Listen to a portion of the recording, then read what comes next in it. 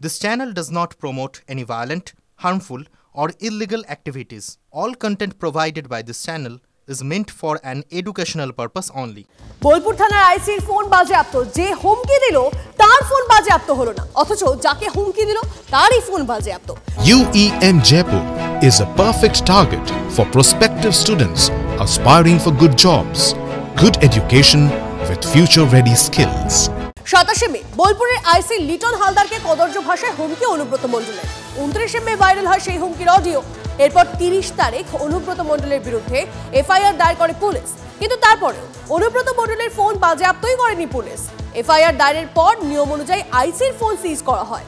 সূত্রে খবর, যে ফোন থেকে হুমকি দেওয়া হয়েছিল সেটি অনুব্রতর নয়। তাহলে কি যে ফোন থেকে হুমকি দেওয়া হয়েছিল সেটা কি নষ্ট করে দেওয়া হতে পারে? আশঙ্কা পুলিশেরই একাংশের।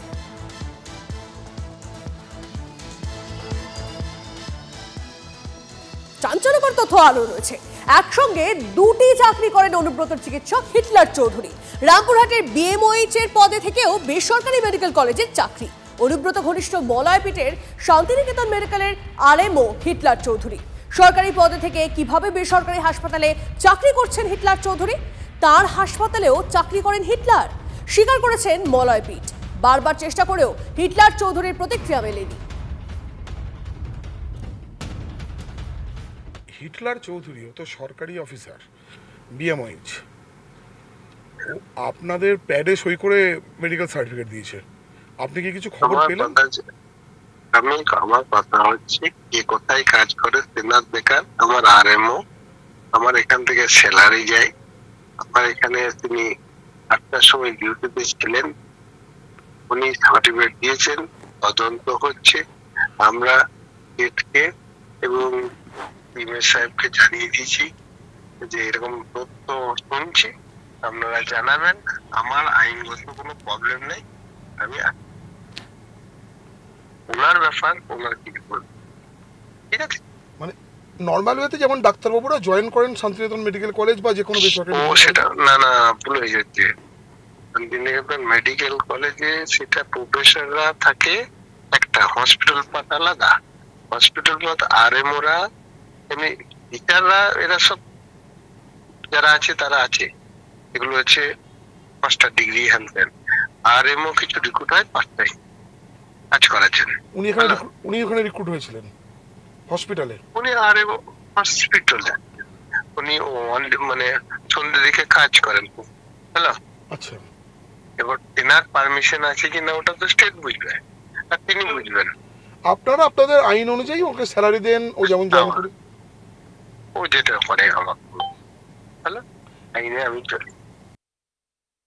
পুলিশ কি করবে? দিদিও যতক্ষণ না নির্দেশ দিবে, পুলিশের ক্ষমতা আছে, পুলিশের বাবার ক্ষমতা আছে কিছু করবে যতক্ষণ না দিদি নির্দেশ না দেবে।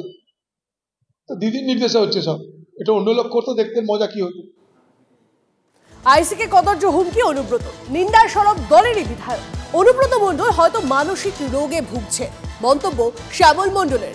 অনুব্রতর মন্তব্যের তীব্র সমালোচনা বাসন্তীর তৃণমূল বিধায়কের।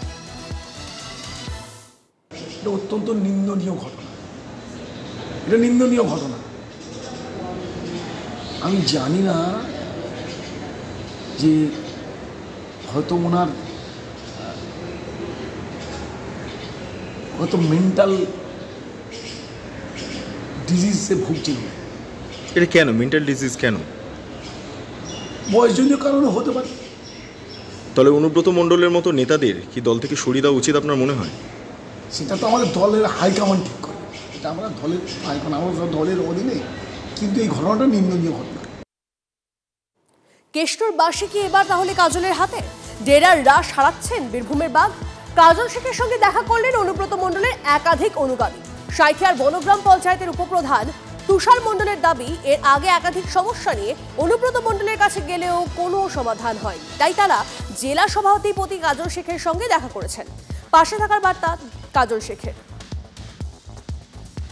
যেখানে আমরা দেখেছি যে তৃণমূল কংগ্রেসকে আগামী দিন আরও আগিয়ে নিয়ে যাওয়ার জন্য আমরা কেষ্টদার কাছে যেও কোনো কাজ করতে পারছি না বলে আমরা নেতৃত্ব পরিবর্তন করতে বাধ্য হয়েছি। আমরা অনুব্রত বাবুর অনুগামী ছিলাম এবং যে নাই সেটাও নয়, আমরা অনুব্রত বাবুকে ছেড়ে এসেছি সেটাও নয়। আমরা তৃণমূল দল করি, আমরা কোর কমিটির পাশে আছি। আমাদের একটা সামান্য সমস্যা ছিল, যেটা আমরা দলীয় যে মেম্বার বা আমরা যে বুথের সভাপতি ছিলাম, আমাদের ওখানে যে কিছু মিটিং মিছিল হলে আমরা জানতে পারছিলাম না।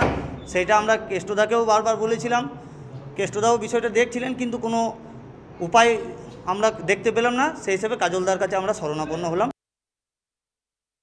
বলছেন যে অনুব্রতর কাছে গিয়েও কোনো হেল্প পাওয়া যায় না। দেখুন, সেটা তাদের বিষয়, কিন্তু আমাকে হেল্প করার জন্য, আমাকে সহযোগিতা করার জন্য মাননীয় মুখ্যমন্ত্রী মাননীয় মমতা বন্দ্যোপাধ্যায় এবং আমার দলের সেনাপতি অভিষেক বন্দ্যোপাধ্যায় বীরভূম জেলার সভাধিপতি আসনে বসিয়েছেন বীরভূম জেলা উন্নয়নের স্বার্থে। সেটাই আমি নিঃস্বার্থভাবে করে চলেছি, করে যাব।